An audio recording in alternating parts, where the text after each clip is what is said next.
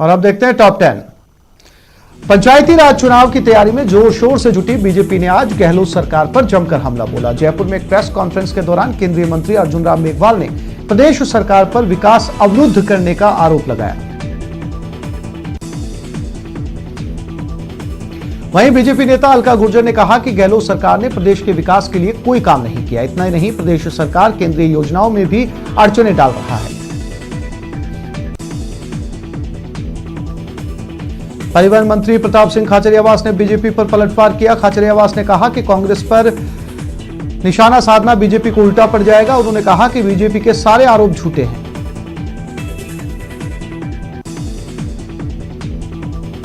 खाचरियावास ने सचिवालय में अपने चैम्बर में रोडवेज के सीएमडी राजेश्वर सिंह के साथ बैठक कर रोडवेज घाटे से उबरने पर मंथन किया। परिवहन मंत्री खाचरियावास ने कहा कि बैठक में रोडवेज को किस तरह घाटे से उबारा जाए, इस पर चर्चा की गई। नगर निकाय चुनाव के बाद अब प्रदेश में पंचायत राज के चुनाव होने जा रहे हैं और बीजेपी ने एक बार फिर प्रदेश की कांग्रेस सरकार के खिलाफ हमला बोला है, जिसमें ग्रामीण विकास की योजनाओं को बंद करने का आरोप लगा। राज्य सरकार पर लगा यही नहीं, ग्रामीण विकास के लिए चल रही योजनाओं के संबंध में भाजपा ने एक ब्लैक पेपर भी जारी किया है।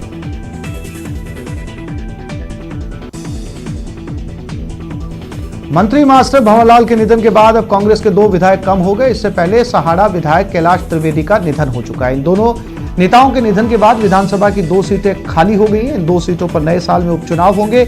मास्टर भंवरलाल के निधन के बाद कैबिनेट में एक जगह और खाली हो गई। अब मंत्रिमंडल में सीएम सहित 21 मंत्री रह गए, 9 मंत्रियों की जगह खाली है। आज जयपुर शहर का स्थापना दिवस है। इस मौके पर ग्रेटर निगम की मेयर सौम्या गुर्जर और हेरिटेज निगम की मेयर मुनेश गुर्जर ने सामूहिक रूप से पूजा अर्चना की। दोनों मेयरों ने गणपति से जयपुर के लिए मंगल कामना की। जयपुर पुलिस कमिश्नरेट की ओर से अवैध हथियारों के खिलाफ ऑपरेशन अगेंस्ट गन यानी ऑपरेशन आग चलाया जा रहा है। ऑपरेशन आग के तहत अब तक पुलिस ने 93 मामले दर्ज कर 125 आरोपियों को गिरफ्तार किया। पुलिस ने 121 अवैध हथियारों के साथ ही 307 जिंदा कारतूस भी बरामद किए हैं। राजधानी जयपुर में पुलिस ने नकली चांदी की ईंट दिखाकर ज्वेलर से ठगी करने वाले शातिर आरोपी को गिरफ्तार किया। आरोपी राजस्थान के जालोर का रहने वाला है। आरोपी के कब्जे से 2 नकली चांदी की ईंट भी बरामद की गई। पूछताछ में सामने आया कि 1 साल पहले भी आरोपी ने जयपुर के कई व्यापारियों से ठगी की थी।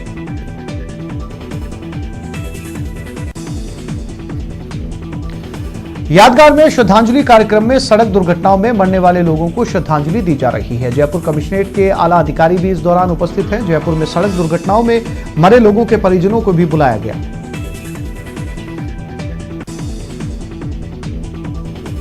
भोपालगढ़ में सरपंच चुनाव में हारे प्रत्याशी का मनोबल बढ़ाने और आर्थिक रूप से संबल करने को लेकर धन्यवाद सभा का दौर जारी है। भोपालगढ़ क्षेत्र की अरटिया खुर्द ग्राम पंचायत के सरपंच चुनाव में पराजित हुई लीला देवी को समर्थकों ने धन्यवाद सभा आयोजित कर और थाली में रखकर 5 लाख रुपए का आर्थिक सहयोग किया।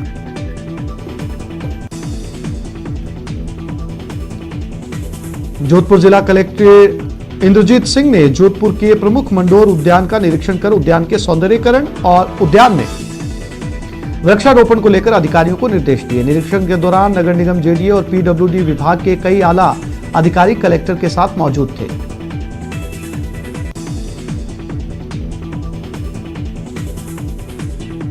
जोधपुर जिला कलेक्टर इंद्रजीत सिंह ने जोधपुर के विभिन्न नालों का निरीक्षण और प्रमुख जलाशयों का निरीक्षण किया। कलेक्टर ने नालों द्वारा जलाशयों में आने वाले पानी के रास्ते में जहां जहां नाले अवरुद्ध हैं, उनकी सफाई को लेकर कार्य योजना बनाने का अधिकारियों को निर्देश दिया। राजस्थान क्रिकेट एसोसिएशन जोधपुर विकास प्राधिकरण की ओर से शहर के बरकतुल्ला खान स्टेडियम को अंतर्राष्ट्रीय मापदंडों के तहत तैयार किया जा रहा है, जिसको लेकर जिला कलेक्टर इंद्रजीत सिंह जेडीए के अधिकारियों के साथ बरकतुल्ला स्टेडियम का दौरा करने पहुंचे, जहां पर उन्होंने स्टेडियम में चल रहे विकास कार्यों की जानकारी ली। साथ ही अगले आईपीएल सीजन में जोधपुर में आईपीएल क्रिकेट मैच के आयोजन को लेकर जल्द अंतर्राष्ट्रीय स्तर की तैयारियां पूरी करने के निर्देश दिए गए। कलेक्टर के मुताबिक अगले आईपीएल मैच के आयोजन को लेकर तैयारियां जारी हैं। जोधपुर के झवर थाना पुलिस ने लंबे समय से फरार चल रहे अफीम सप्लायर को गिरफ्तार किया। झवर थाना क्षेत्र से 2019 से फरार चल रहा अफीम सप्लायर सुनील बैरागी को झवर पुलिस ने गिरफ्तार कर लिया है। सुनील बैरागी 2019 से 288 ग्राम अफीम के दूध सप्लाई के आरोप में फरार चल रहा था। कोटा के इटावा अनाज मंडी में शुभ मुहूर्त पर अनाज की खरीदारी शुरू की गई। व्यापारियों ने पहले पूजा अर्चना की और उसके बाद आसपास के ग्रामीण इलाकों से आए किसानों की जिंसों की खरीदारी शुरू कर दी। कोटा बैराज डैम से निकलने वाली दाई मुख्य नहर और इसकी वितरिकाओं पर अवैध पंप सेट लगे हुए हैं। आज संभागीय आयुक्त केसी मीणा के निर्देश पर एडीएम ने नहरी टेल क्षेत्र का निरीक्षण करते हुए नाहर की ब्रांच डिस्ट्रीब्यूटरी माइनर पर कई जगह पर अवैध पंप सेट देखे, जिन्हें तत्काल हटाने के लिए सीएडी विभाग के अधिकारियों को सख्त आदेश दिए गए हैं। कोटा संभागीय आयुक्त कैलाश चंद्र मीणा के निर्देश पर अतिरिक्त कलेक्टर शहर ने इटावा क्षेत्र में सीडी की दाई मुख्य नहर के टेल क्षेत्र का निरीक्षण किया। अधिकारियों को अंतिम छोर तक किसानों के खेतों तक पलेवा सिंचाई का पानी उपलब्ध कराने के निर्देश दिए। उन्होंने संपूर्ण क्षेत्र में नहरी तंत्र का मौके पर जाकर निरीक्षण किया। कोटा में पुलिस ने छेड़छाड़ के फरार आरोपी को गिरफ्तार कर लिया। आरोपी देवेंद्र यादव सातलखेड़ी गांव में अपने मामा के यहां छुपा हुआ था।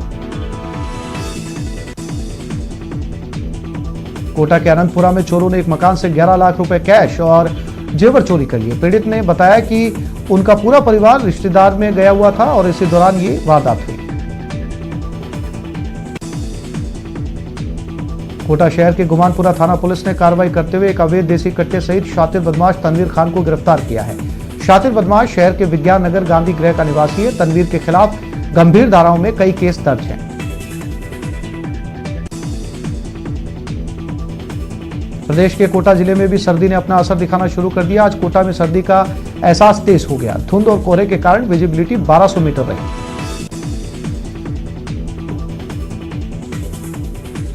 इस सर्दी में वाहन चालकों को हेडलाइट जलाकर अपना सफर तय करना पड़ रहा है। मौसम विभाग के मुताबिक न्यूनतम तापमान में 2.6 डिग्री की गिरावट आई है। न्यूनतम तापमान आज 16.6 डिग्री रिकॉर्ड हुआ है।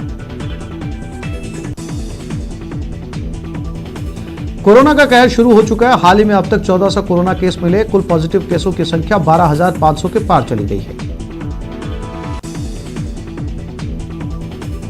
कोटा में एकल नारी संस्थान की ओर से 2 दिवसीय बहना दूज कार्यक्रम का आयोजन किया जा रहा है, जिसके तहत एकल नारियां लाल चुनरी ओढ़कर जमकर जश्न मना रही हैं और एक दूसरे को बहन दूज की शुभकामनाएं दे रही है। बहना दूज कार्यक्रम मनाने के पीछे एकल नारी संस्थान का उद्देश्य यह है कि एकल महिलाएं सामाजिक कुरीतियों को तोड़ते हुए समाज में नई दिशा दें। भरतपुर में जाट आरक्षण को लेकर महापंचायत का आयोजन गांव पथेना में किया गया। जाट आरक्षण महापंचायत जाट आरक्षण संघर्ष समिति संयोजक नीम सिंह फौजदार के नेतृत्व में किया गया। इस दौरान काफी संख्या में जाट समाज के लोग मौजूद थे, जिसमें 3 सूत्री मांगों को लेकर महापंचायत की गई। इस दौरान नेम सिंह फौजदार ने कहा कि भरतपुर धौलपुर के जाटों को केंद्र में भी आरक्षण दिया जाए। अगर सरकार ऐसा नहीं करती है तो आंदोलन किया जाएगा। वहीं उन्होंने कहा कि अपनी मांगों को लेकर एक पंचायत आज गांव पथेना में की गई और आगे भी कई गांव में पंचायत करके निर्णय लिया जाएगा।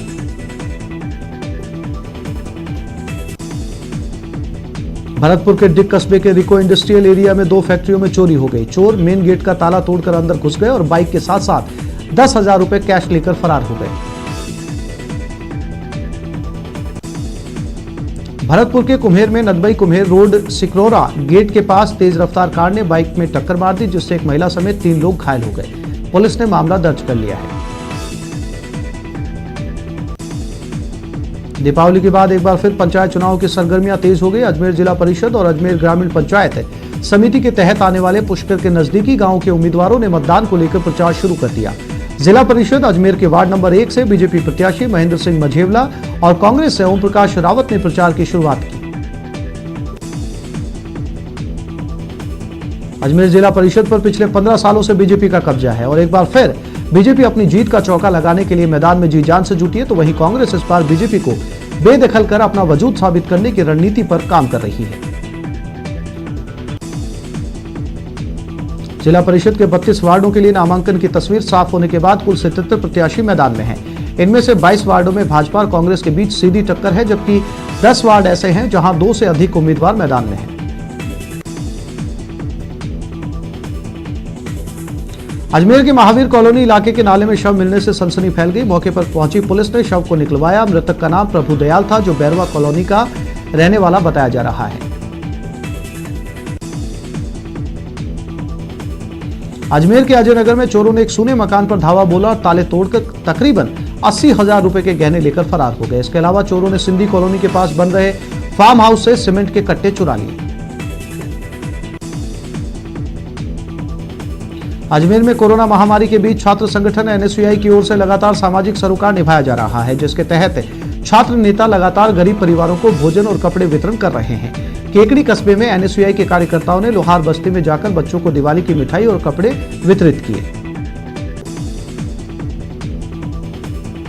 अजमेर जवाहरलाल नेहरू अस्पताल के कोविड-19 वार्ड में हुए शॉर्ट सर्किट मामले में वरिष्ठ वकील राजेश टंडन कलेक्ट्रेट के बाहर धरने पर बैठे। उन्होंने मांग की कि इस हादसे में एक मरीज की जान गई थी, जिसकी निष्पक्ष जांच की जाए और मृतक के परिजनों को 20 लाख का मुआवजा भी दिया जाए।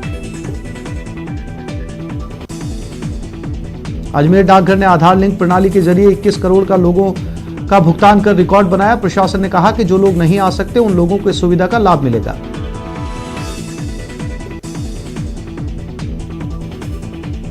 पंचायत चुनाव को लेकर उदयपुर में भी कार्मिकों का प्रशिक्षण कार्यक्रम जारी है। प्रशिक्षण कार्यक्रम में शामिल होने वाले सभी कार्मिकों को प्रशिक्षित किया जा रहा है, जिससे चुनाव को निर्विवाद पूरा कराया जा सके।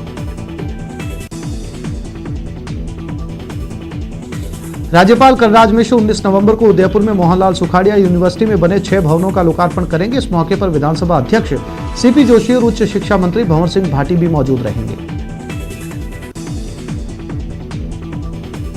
उदयपुर में सड़क हादसे में घायल युवक की इलाज के दौरान मौत हो गई। युवक का नाम शाहरुख था, जिसे अज्ञात वाहन ने टक्कर मार दी थी। उदयपुर के भोईवाड़ा इलाके में राशन डीलर पिछले कुछ समय से लोगों को समय पर राशन नहीं दे रहा था। ऐसे में क्षेत्र की महिलाएं राशन की दुकान के बाहर जमा हुई और जोरदार हंगामा किया। दरअसल लॉकडाउन के बाद ही राशन वितरण में लापरवाही की जा रही थी, तो वहीं 2 महीने से गेहूं का वितरण तक नहीं किया गया था। इस बारे में रसद विभाग में शिकायत भी की गई, लेकिन कोई कार्रवाई नहीं हुई। उदयपुर जिला कलेक्टर को ग्राम पंचायत रखियावाल के ग्रामीण ने सरपंच के खिलाफ आचार संहिता उल्लंघन की शिकायत दर्ज कराई। कलेक्टर को दिए ज्ञापन में आरोप लगाया गया कि राजीव गांधी भवन में सरपंच ने पार्टी विशेष की मीटिंग करते हुए प्रत्याशियों के समर्थन में मतदान की मांग की है। उदयपुर के एमबी चिकित्सालय में मरीज के परिजनों और राहगीरों को राहत देने के लिए ओवरब्रिज बनाया गया। करीब 85 लाख की लागत से बने इस ओवरब्रिज का कार्य अब पूरा हो चुका है। इस ब्रिज को पूरा करने के बाद अब नगर निगम के सुपुर्द किया जा रहा है।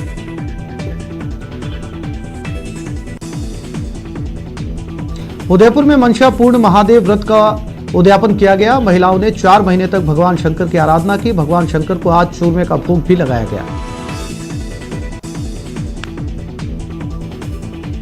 बीकानेर कृषि उपज मंडी में इन दिनों मूंगफली की अच्छी आवक हो रही है, जिससे किसानों और व्यापारियों के चेहरे पर चमक देखी जा सकती है। हालांकि व्यापारियों का मानना है कि पंचायत चुनाव के चलते अभी मूंगफली की कम आवक हो रही है।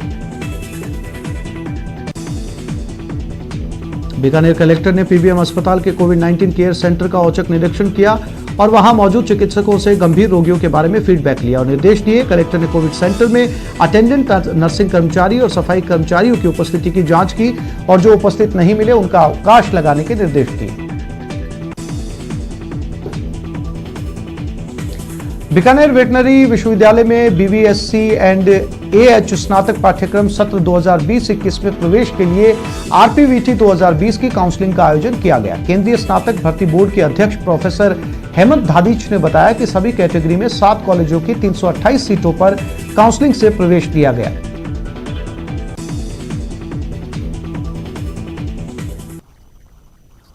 यहां एक छोटे से ब्रेक के लिए रुकेंगे, जल्द लौटते हैं।